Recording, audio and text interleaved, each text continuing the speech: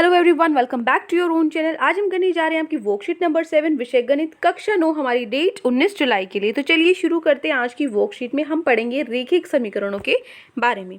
तो देखो, एक ऐसा गणितीय कथन जिसमें बराबर ये वाला जो चिन्ह होता है, इसको जहाँ हम प्रयोग करते हैं उसको हम बोलते हैं समीकरण। ठीक है, एक चर वाले रेखिक समीकरण को किस तरीके से हम दर्शाते हैं, इस तरीके से। ठीक है ना, ए एक्स प्लस बी, मतलब जो ए और बी है ये कोई भी दो नंबर हैं, 5, 6, 12, 20 कुछ भी हो सकता है। और एक्स यहाँ पे क्या है, एक चर है। ठीक है, ए बी वास्तविक संख्याएं हैं जो कि 0 के बराबर नहीं है, ए वाली, और एक्स एक चर राशि है। ठीक है, जिसका केवल एक ही हल है। रेखिक समीकरण में चर की अधिकतम घात 1 होती है। ठीक है, ये ध्यान रखना है। तो कौन से रूल हैं? एक रेखिक समीकरण के अंदर क्या होगा, सबसे पहले सिर्फ एक चर होगा, दूसरा उस चर की अधिकतम घात कितनी होगी, 1 होगी। ये 2 पॉइंट ध्यान रखने हैं। ठीक है, कौन से 2 पॉइंट फिर से रिवाइज करूं। पहला पॉइंट, जो आपके पास अगर रेखिक समीकरण है कुछ भी, तो इसका मतलब उसमें एक ही चर होगा। पहला पॉइंट, एक चर। दूसरा पॉइंट, घात भी 1 होगी। ठीक है, तो ये दोनों चीजें हैं, तो इसका मतलब वो रेखिक समीकरण एक चर में है। ठीक है, तो अब यहाँ पे उदाहरण के तौर पे जैसे आपको दिया हुआ है 5x - 3 = 7। ये आपके पास क्या है, एक समीकरण है, क्योंकि यहाँ पे बराबर का चिन्ह है। उसके बाद जो बायां पक्ष है ये, और दायां पक्ष है 7। ठीक है, तो इसमें ये दोनों क्या है, ये बायां और दायां पक्ष है। इसके अंदर आप घात देखो, चर कहाँ है, ये रहा चर x। x क्या है, चर है, और इसकी घात क्या है, 1 है ना। x एक ही है ना, x 2 तो नहीं है, x 3 तो नहीं है ना, सिर्फ x क्या है, x के ऊपर कुछ भी नहीं है, मतलब 1 है। तो एक घात वाला ये चर है। ठीक है, अब उदाहरण देखो, यदि आपको लॉकडाउन में आपके द्वारा लगाए गए पौधों की संख्या के दोगुने में 3 जोड़ने पर 9 प्राप्त होता है, तो बताइए आपने कुल कितने पौधे लगाए। ध्यान से देखना है। अब लॉकडाउन में आप पौधे लगा रहे हो तो किस तरीके से उसको लिखना है। ये बोला है पौधों की संख्या के 2 गुने। अब पौधे तो पता ही नहीं ना कितने हैं, तो पौधे को मैं मान लेती हूँ x। ठीक है, तो पौधों की संख्या के 2 गुने, तो इसके 2 गुने में 3 जोड़ने पर इसमें 3 जोड़ दिया, 9 प्राप्त होता है। क्या मिलता है हमें, 9 मिलता है। ठीक है, तो ये हमारी इक्वेशन बन गई 2x + 3 = 9, है ना। 2x + 3 क्या हो गया, 9 के बराबर। तो बताइए पौधे कितने, पौधे क्या था, x को माना था ना हमने पौधे, तो x हमें निकालना है, तो निकाल दो x। इधर नंबर एक तरफ कर लो और जो चर है उनको एक तरफ कर लो। ठीक है, तो इधर 2x को तो छोड़ दो, 3 इधर जाएगा, 9 - 3 कितना होता है, 6 होता है। तो x क्या हो गया, 6/2 3 हो गया। ठीक है, तो x कितना होगा, कितने कुल पौधे लगाए, 3 पौधे लगाए। ठीक है, नेक्स्ट क्वेश्चन है उदाहरण, क्या x - 3/x + 5 = 3/4 एक चर वाली रेखिक समीकरण है या नहीं, ये आपको पता लगाना है। तो हम क्या करेंगे, इसको सॉल्व करते हैं। कैसे सॉल्व करेंगे, देखो पहले क्या करो आप, इसको क्रॉस मल्टीप्लिकेशन वज्र गुणन द्वारा हम इसको सॉल्व करेंगे। तो हम इसको क्रॉस मल्टीप्लाई करेंगे, तो 4 को x - 3 से करो, 4 को x - 3 से किया, और 3 को x + 5 से करो, 3 को x + 5 से किया। अब यहाँ से सॉल्व करते हैं हम। अब हमने यहाँ तक लिख दिया, हो गया। अब क्या करेंगे, 4 को x के साथ भी करो और 4 को 3 के साथ भी करो, साइन बीच में माइनस का ही आएगा। फिर 3 को x के साथ भी करो और फिर 3 को 5 के साथ भी करो। ठीक है, तो ये क्या हो जाएगा, 4x हो गया, 3 4 12 हो गया, ये 3x हो गया, और 5 3 ये 15 हो गया। अब इसको हल करेंगे यहाँ पे, तो क्या होगा, देखिए x वाले एक तरफ, चर एक तरफ कर दो, संख्याएं एक तरफ कर दो। तो 4x, ये जो 3x है इधर प्लस में, इसके साथ जाएगा, इधर आके माइनस में हो जाएगा। ठीक है, और ये -12 है, इधर इक्वल टू के उधर जाएगा तो प्लस हो जाएगा, 12 + 15। तो 4x में से 3x गए, बचा x, और 12 + 15 27 होता है। ठीक है, तो x की संख्या क्या आ गई, 27 हो गई। तो इस 27 को इस तरफ लेके आ सकती हूँ मैं, x - 27, उस तरफ क्या बच गया, 0 बच गया। अब ये देखो बराबर वाला चिन्ह आ गया, इसका मतलब ये समीकरण है। अब आपको ये देखना है कि ये एक चर में है कि नहीं। एक चर है, बिल्कुल x ही तो है, और तो कुछ नहीं है ना, y z और तो कुछ नहीं है, सिर्फ x है। और दूसरा पॉइंट क्या बोला था मैंने, घात देखो, x का घात कितना, 1 है। इसका मतलब ये क्या है, एक चर वाली रेखिक समीकरण है। हो गया प्रूफ। अब देखो इसी आधार पर, इसके आधार पर यहाँ पे आपको ये चारों क्वेश्चन दिए हुए हैं। इसमें क्या करना है, निम्न समीकरणों को हल करके पता लगाएं कि वे एक चर वाली रेखिक समीकरण है या नहीं। ये पता लगाना है कि ये एक चर वाली रेखिक समीकरण है कि नहीं। एक बार ये क्वेश्चन करने से पहले नीचे आपका एक उदाहरण और है, ये कर लेते हैं, फिर अपने क्वेश्चन पे आएंगे। ठीक है, तो उदाहरण है आपका, आपके चौकोर मास का परिमाप 53 सेंटीमीटर है। यदि इसकी चौड़ाई 9.5 सेंटीमीटर है तो इसकी लंबाई ज्ञात करनी है आपको।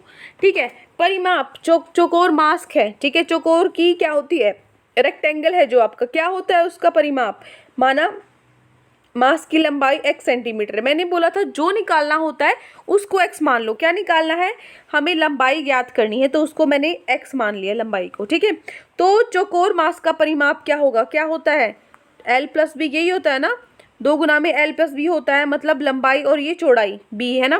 तो यहाँ से लंबाई को हमने माना x, चौड़ाई हमें दी हुई है 9.5, वो मैंने यहाँ लिख दिया।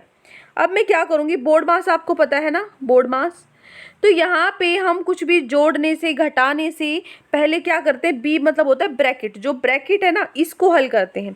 तो इस ब्रैकेट को हल करो, इसको मैं लिखूंगी x प्लस, अब ये क्या है 9 1/2 है, इसको हल करो पहले, 9 दूनी 18, 18 प्लस 1 19, 19/2 हो गया ये, और ये क्या है x प्लस 19/2, ये हो गया x प्लस 19/2।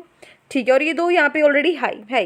अब मैं क्या करूँगी, इसका एलसीएम लूँगी, x प्लस 19/2 है, नीचे 1 है, क्रॉस मल्टीप्लाई कर दो, नीचे नीचे क्या कर दो, 2 गुना 1 2 ही होता है, ऊपर क्रॉस मल्टीप्लाई कर दो, x ये 2x हो गया, और 19 को 1 से करोगे 19 हो गया, तो क्या हो गया 2x प्लस 19/2।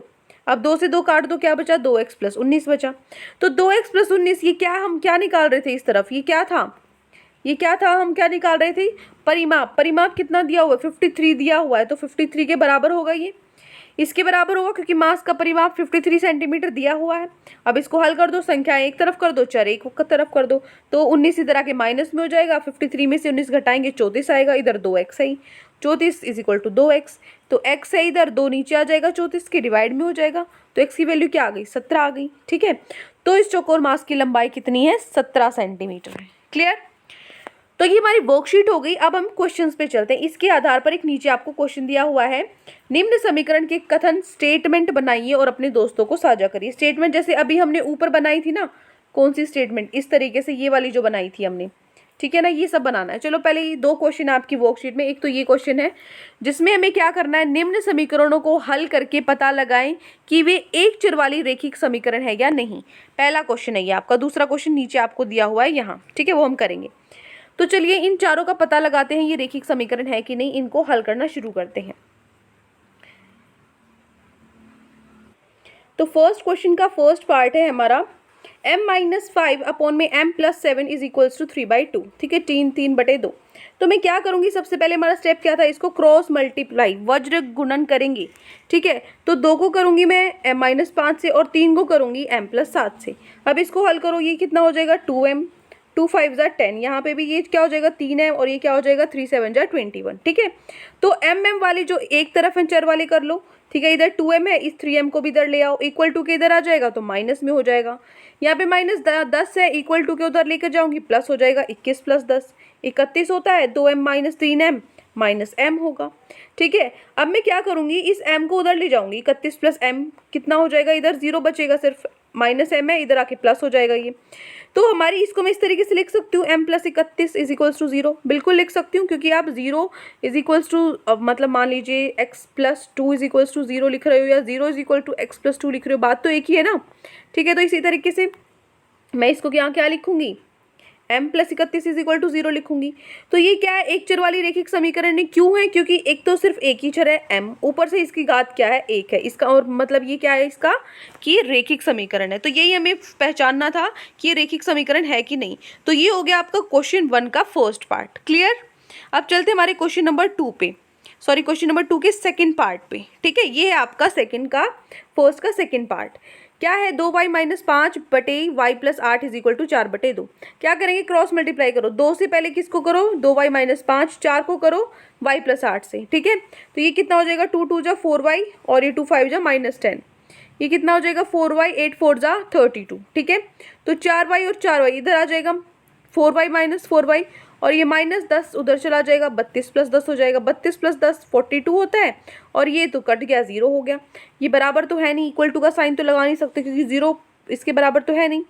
तो ये, और ना इसके अंदर कोई चर है, कोई चर ही नहीं है, तो ये क्या होगा, यह एक चर वाली रेखिक समीकरण नहीं है। यही आपको पहचानना है कि एक चर वाली रेखिक समीकरण है कि नहीं। तो ये क्या होगा, नहीं होगी। ठीक है, नेक्स्ट पे चलें, थर्ड पार्ट। तीसरा पार्ट है P Y plus 5 is equal to P बटे 3। ठीक है, देखिए क्या करेंगे, पहले 3 को करूँ p प्लस 5 से, फिर p को करूँ p माइनस 7 से। ठीक है, क्या करोगे यहाँ पे 3p, 3 5 ज़ा 15, यहाँ पे भी p का वर्ग और यहाँ पे 7p। ठीक है, अब 3p और p वालों को एक तरफ कर लो, ये 7p है, इधर आ जाएगा, क्या हो जाएगा, प्लस हो जाएगा। ठीक है, और यहाँ पे सिर्फ क्या बच गया, p स्क्वायर बचा 15, यहाँ पे ऑलरेडी था ही, पहले से ही था। तो 7p और 3p 10p हो गया, प्लस में 15 इज इक्वल टू p का वर्ग। अब इनको दोनों को उस तरफ ले जाओ, इधर 0 बचेगा, इधर क्या हो जाएगा, p का वर्ग माइनस 10p, क्योंकि ये दोनों इधर आके माइनस हो जाएंगे। ठीक है, अब ये रैखिक समीकरण है कि नहीं ये बताओ, है तो क्यों है ये भी बताओगे आप, है तो क्यों है और नहीं है ये मुझे कमेंट्स में बताओ, मेरे इससे पहले आंसर से पहले। देखो क्या होगा यहाँ पे, 1 मिनट में इसमें करेक्शन, तो हम यहाँ क्या लिखेंगे, ये एक चर वाला रैखिक समीकरण नहीं है। क्यों नहीं है, क्योंकि यहाँ पे देखो चर तो एक ही है, p है सिर्फ चर तो, लेकिन जो उसकी अधिकतम घात है, अधिकतम घात कितनी है, 1 नहीं 2 है अधिकतम, 1 और 2 में से 2 वाली ज़्यादा है ना, तो अधिकतम घात 1 ही होनी चाहिए, इसीलिए क्या है, यह एक चर वाली रैखिक समीकरण नहीं है। हो गया, ठीक है, ये हो गया आपका क्वेश्चन नंबर फर्स्ट का थर्ड पार्ट। अब देखो फोर्थ पार्ट पे, फोर्थ है आपका ये x प्लस 3 बटे में y plus 5 is equal to 2x by Y. करो इसको, क्रॉस मल्टीप्लाई करो, पहले मैं y को करूँगी x प्लस 3 से, फिर मैं 2x को करूँगी y प्लस 5 से। ठीक है, यहाँ से क्या हो जाएगा xy और ये क्या हो जाएगा 3y, ये क्या हो जाएगा 2xy और ये क्या हो जाएगा 2 5 ज़ा 10x। हल करो, xy वाले एक तरफ कर लो। ठीक है, और जो ये बाकी बच गए इनको एक तरफ कर लिया। ठीक है, 10x इधर आके माइनस में हो गया, ये करो, -2 में से 1 घटाओगे कितना हो जाएगा, -1 ही बचेगा, -1xy आया, और x में से y हम माइनस नहीं कर सकते, समान पद हैं उनको ही माइनस कर सकते हैं, घटा सकते हैं या जोड़ सकते हैं जो समान पद हैं। इधर x है तो इधर x के साथ ही इसको जोड़ा या घटाया जा सकता है। ठीक है, तो यहाँ पे इतना हो गया। अब मैं क्या करूँगी, इसको इधर ले जाऊँगी, 10x माइनस 3y प्लस में xy हो गया हमारा। तो क्या ये रैखिक समीकरण है, नहीं, ये एक चर वाला रैखिक समीकरण नहीं है। क्यों नहीं है, क्योंकि यहाँ पे एक चर नहीं है, 2 चर है, x और y 2 चर हैं। ठीक है ना, 2 कंडीशन मैंने बताई थी ज़रूरी है। अगर रैखिक समीकरण एक चर में होने के लिए सबसे पहला पॉइंट क्या होना चाहिए, एक चर होना चाहिए।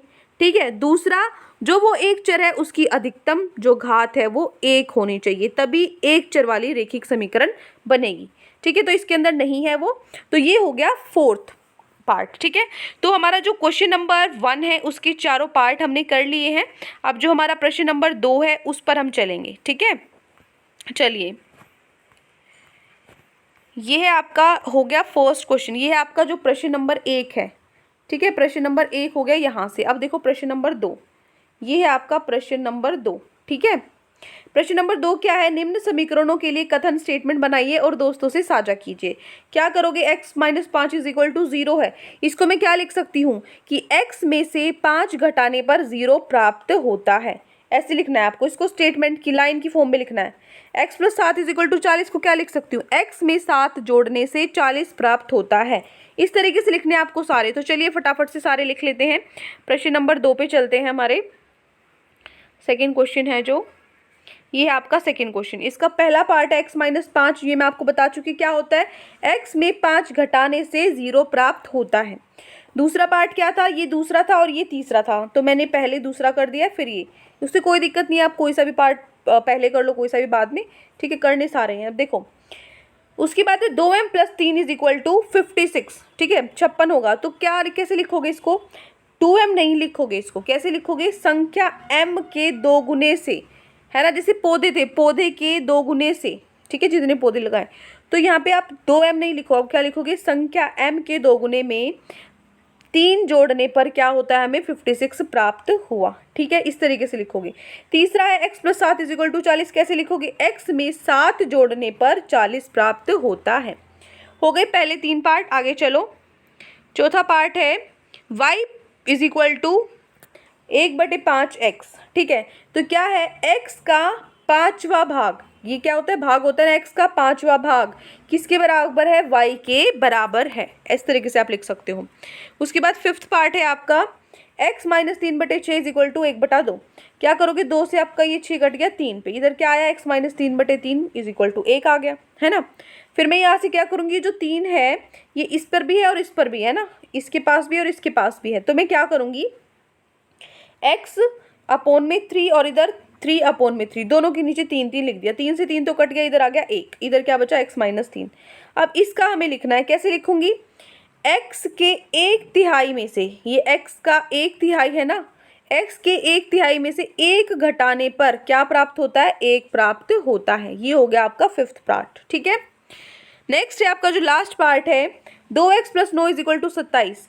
x के 2 गुने से, x के 2 गुने में 9 जोड़ने पर 27 प्राप्त होता है, x के 2 गुने में 9 जोड़ने पर 27 प्राप्त होता है। ये हो गया आपका 5th पार्ट।